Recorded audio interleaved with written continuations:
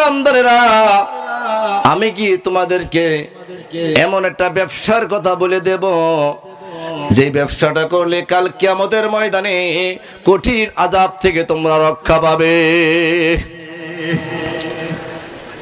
তুমিনুনা বিল্লাহ ওয়া রাসূলিহি, ব্যবসাটা হলো আল্লাহ এবং আল্লাহ রাসূলের প্রতি ঈমান আনতে হবে।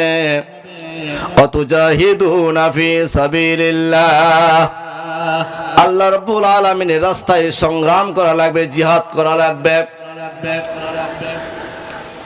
বিআমওয়ালিকুম ওয়া আনফুসিকুম,